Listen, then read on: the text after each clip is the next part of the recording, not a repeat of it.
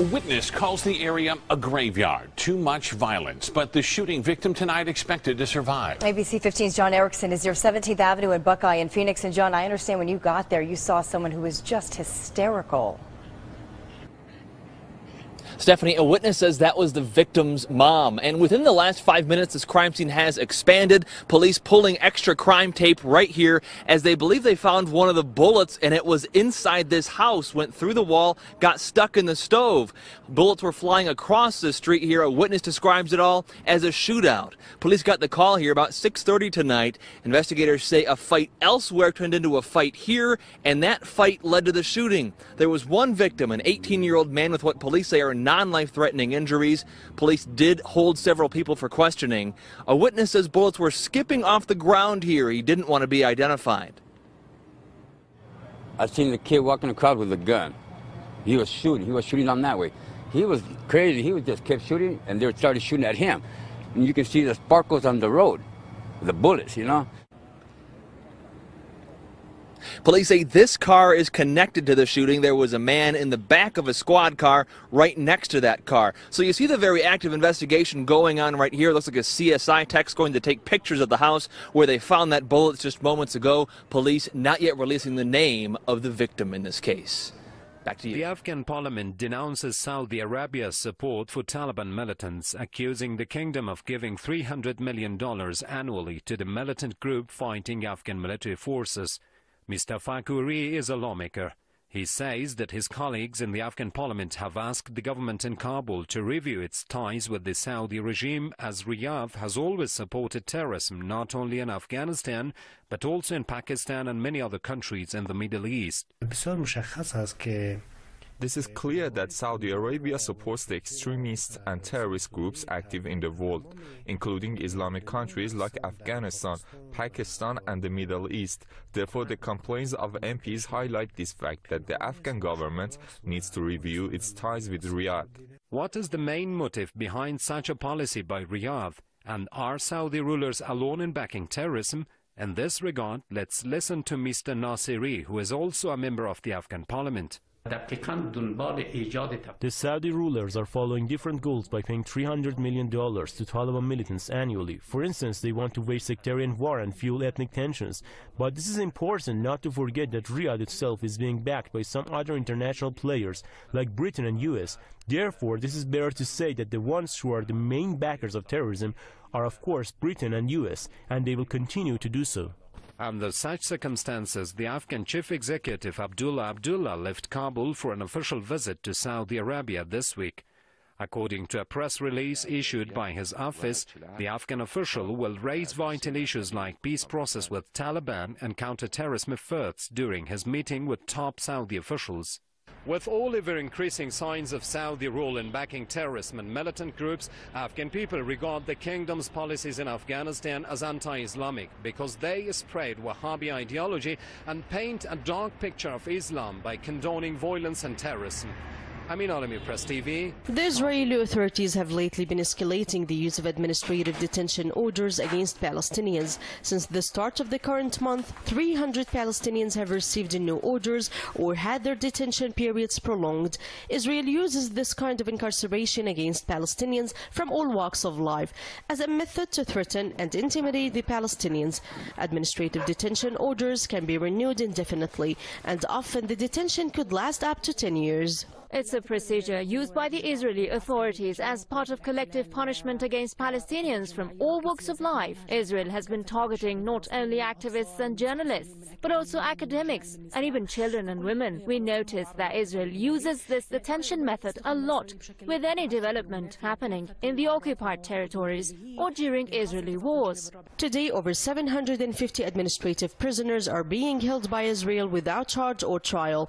Israel insists that they were arrested based on secret information which is inaccessible to the prisoners and their lawyers. Prisoners, however, continue resisting the policy through going on hunger strikes. They see the protest as one of the successful ways to fight Israel's illegal detention policy. Currently, 6 inmates are on a hunger strike. 2 of them started their protest on September 25. They hope they would succeed in their battle, as many others did before. Israel continues to renew the orders against administrative prisoners. Many Palestinians have been arrested under this order several times. This is why we see prisoners engage in hunger strikes to protest this illegal imprisonment and to grab from the Israeli authorities a date for freedom and an insurance that they won't be arrested in the future, because actually there are no charges against them.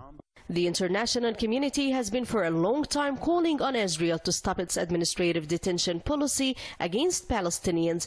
It also keeps calling on Israel to either prosecute the prisoners or release them, but as usual, Israel has ignored all such calls. As the number of Palestinians receiving administrative detention orders by Israel continues to rise, prisoners continue to engage in hunger strikes, which they believe is a successful means to resist the illegal imprisonment, which gives Israel the power to hold people with no charge or trial for an indefinite period of time. Mona Kandil for Press TV, Occupy Drama. We have new details tonight on a tragic train crash in East Greenwich that claimed the life of a teenage girl over the weekend. Eyewitness News reporter Madeline Wright is learning more about the victim. She joins us now live from West Warwick with the West Bay Mobile Newsroom. Mike Shannon, students here at West Warwick High School are still in shock. They're trying to wrap their heads around how one of their classmates could be taken from them so soon. West Warwick High School students went back to class with heavy hearts.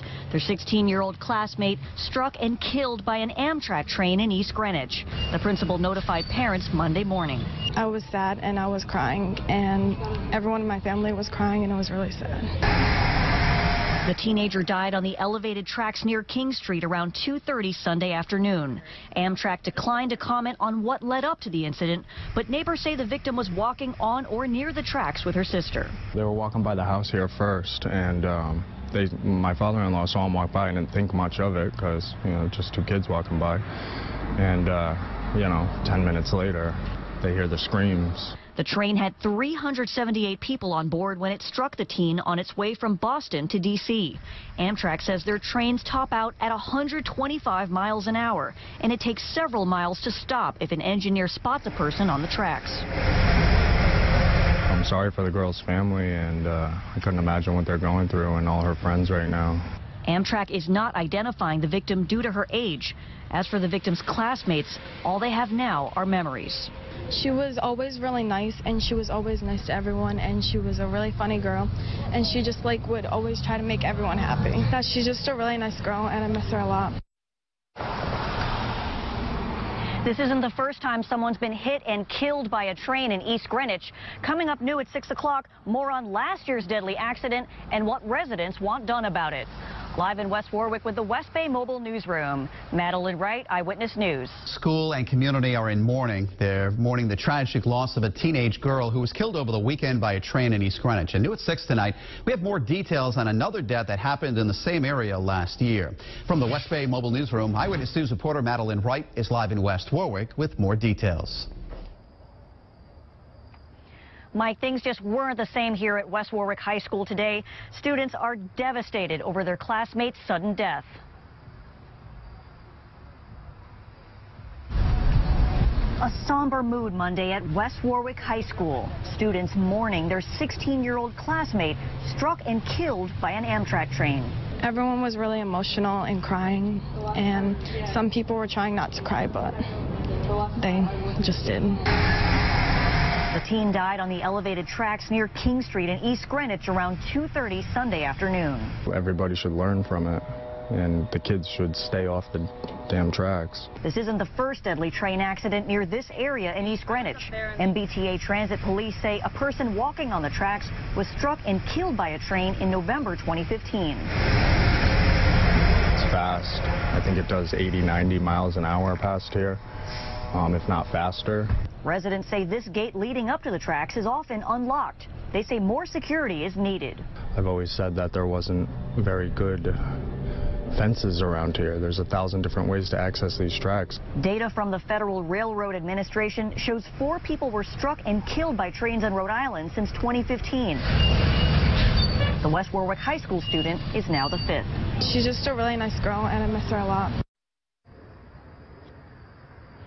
So far, the community has raised more than $5,000 on GoFundMe.com to pay for the victim's funeral. Live in West Warwick with the West Bay Mobile Newsroom. Madeline Wright, A woman Eyewitness accused News. of attacking a school bus driver is due in court this morning. 9 on your side's Allie Kramer's live now at the Hamilton County Justice Center with the latest on this investigation. Allie. Well, Catherine, police say Keisha Shannon actually she pried the doors of that bus open. She, of course, spent the night in the Hamilton County Jail tonight, and she'll see the judge very soon this morning. But what I can tell you is that police believe that this was probably planned before she did this. Now, we are learning right now that it was around 8 o'clock yesterday morning when police say that Shannon confronted the bus driver parking in front of that bus and blocking it. Officials say that she started yelling and poking the driver in the head once she got on that bus. The female driver fought her back outside the bus and was taken to the hospital with minor injuries to her face.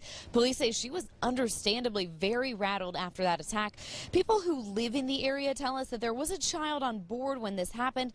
Police actually had to wait with her until her parents were able to pick her up. Now, other parents are shocked that a mother would do something like this, all while that child was still on the bus. You would expect that to be another safe haven, you know, when your kids leave your house and they go to another safe haven, which is their school. So that's a little scary for me, and I know it was scary for her and the child that was actually on the bus. Oh, this all happened just off Montana Avenue in Westwood, and we talked with First Student, the company that operates that bus. They tell us this morning that they are investigating, and Shannon, she's due in court at 12:30 this morning. 12:30, I should say, this afternoon. Reporting live right now, Allie Kramer, 9 on your An side. accidental shooting involving a 2-year-old. Deputies say the mother was trying to get the gun away from the toddler when she was struck in the arm. K-Gun 9 on your side's Whitney Clark joining us live near where it happened on the west side. That's right. Well, I spoke to a man who says he's the father of the 2-year-old. The dad was still shaken up. He says that this was a reminder that owning a gun is a huge responsibility that should be taken very seriously, especially when you have children. Now, the dad tells me that the gun that was involved in the accidental shooting is a Glock 23, which may look something like this. We did reach out to the Pima County Sheriff's Department. They were not able to confirm the make or the model of the gun involved, but they did say that it was a handgun. Now, deputies say they got a call around 10:30 this morning. The child was able to get a hold of the gun. The father tells me it was left on some kind of counter area and that he usually keeps his guns locked in a safe, but he does keep one around the house for protection. Now, as the child's mom was trying to get the gun away from the kid, it went off and she was struck in the arm. She was taken to the hospital, but is expected to be okay. The child is also doing well. Now, what happened today was an accident. The father tells me that, these types of accidents just should not happen. Meanwhile, deputies are investigating this. No word on if the parents will face any charges. Live from the west side, Whitney Clark, K-Gun 9. A 4-year-old's in critical condition tonight after being hit by a car near Pontiac Street and 33rd Avenue. The child ran it into the street and was hit. The driver stayed Start on off the with a scene. search for an armed and dangerous felon in Pasco County. Deputies need your help to find Michael Putnam. They say he got into a fight with a woman, then shot her in the arm. She was able to escape. Putnam was last seen in the area of State Road 52 and Altoona Avenue in Hudson around 1:30 yesterday afternoon. Investigators want to charge him with attempted homicide and for being a felon with a gun. If you see him, deputies say call Crime Stoppers right away. You could be eligible for a $3,000 reward.